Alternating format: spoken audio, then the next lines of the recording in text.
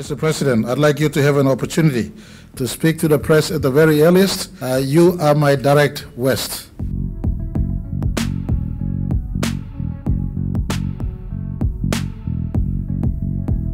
Halo Studio Lovers.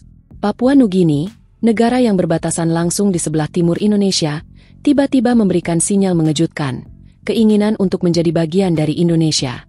Kedengarannya mustahil, tapi ini nyata. Yang lebih mengejutkan, reaksi Prabowo langsung membuat Australia gerah. Diplomasi memanas, kawasan Pasifik terguncang.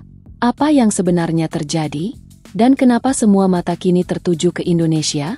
Pernah kepikiran, kenapa Papua Nugini dan Indonesia, yang sama-sama berada di Pulau Papua, punya nasib yang sangat berbeda?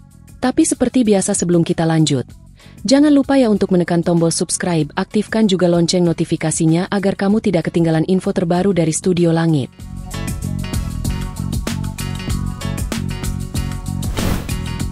Papua Nugini merdeka pada tahun 1975 setelah sebelumnya menjadi wilayah administrasi Australia.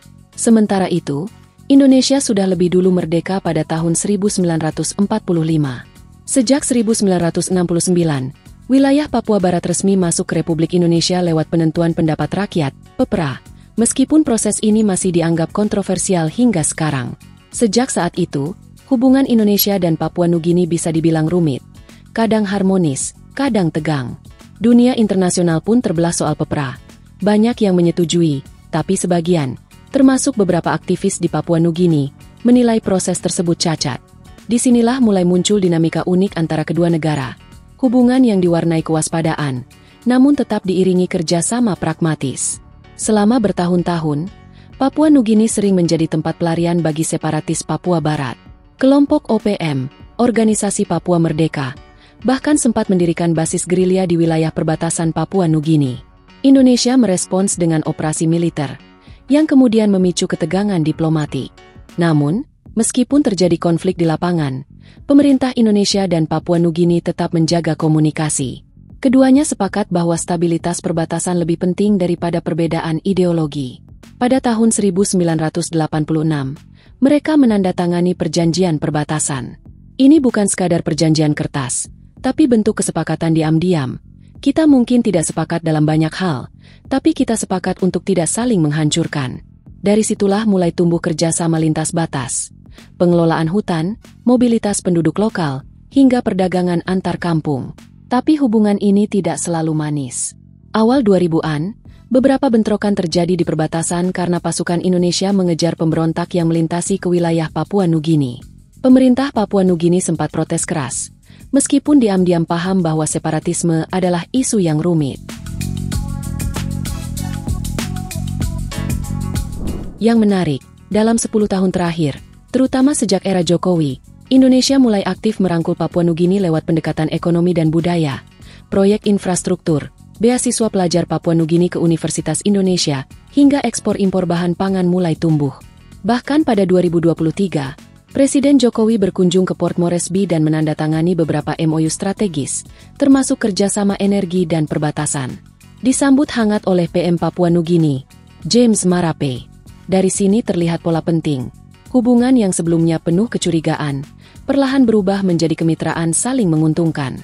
Dan ketika Papua Nugini mulai melirik lebih dalam ke Indonesia, itu bukan hanya karena kedekatan budaya, tapi juga karena mereka melihat peluang besar, ekonomi, stabilitas, dan konektivitas ke ASEAN.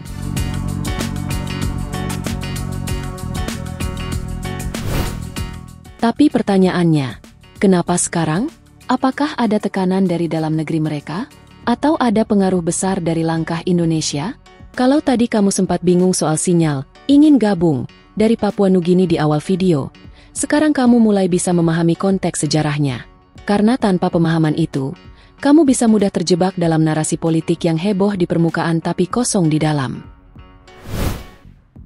Sekarang mari kita lihat kondisi Papua Nugini hari ini.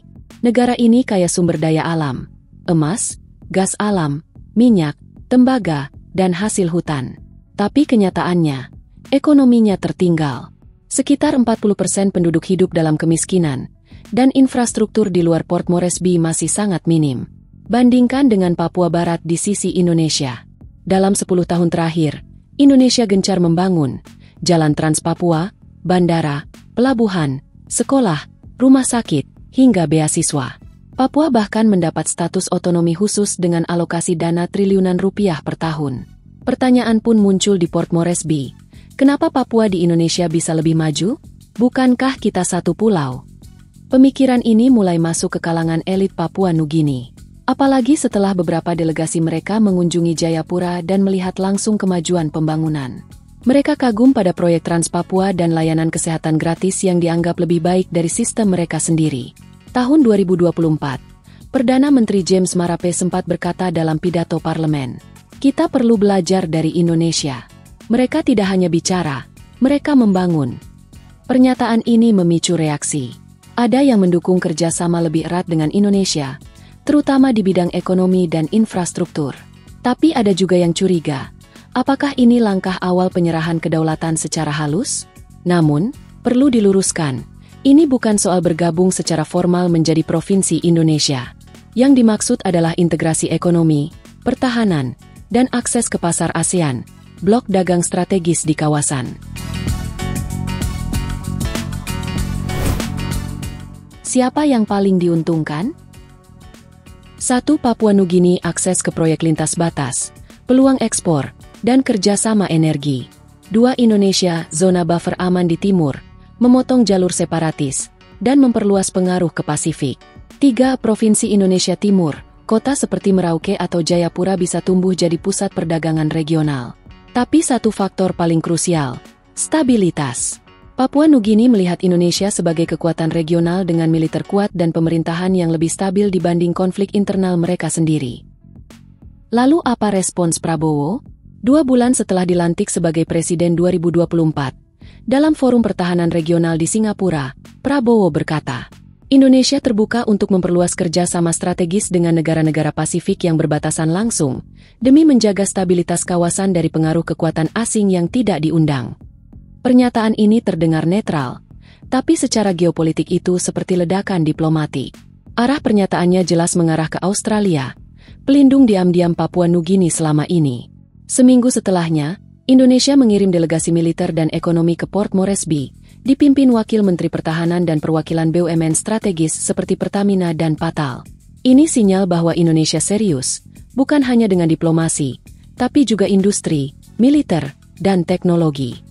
Kunjungan itu menghasilkan kerjasama pengamanan perbatasan, rencana pembangunan pelabuhan di perbatasan Papua Nugini Merauke, pembentukan forum Security and Economic Corridor. Beberapa analis menyebutnya, this is the Indo-Pacific NATO in embryo form. Indonesia menciptakan jalur aman eksklusif yang bisa menyaingi dominasi Barat di Pasifik Selatan. Kenapa Prabowo seberani ini? 1. Untuk menunjukkan posisi Indonesia di dunia, bahwa kita bukan hanya penonton, tapi pemain regional. 2. Gaya kepemimpinan Prabowo, tajam, tegas, strategis. Menariknya, banyak rakyat Papua Nugini tidak menolak langkah ini. Di media lokal, Prabowo dianggap tegas tapi adil, calon mitra stabilitas. Namun, langkah ini bikin Australia panas. Sejak Papua Nugini merdeka 1975, Australia jadi pelindung utama, bantuan keuangan, militer, pendidikan, infrastruktur.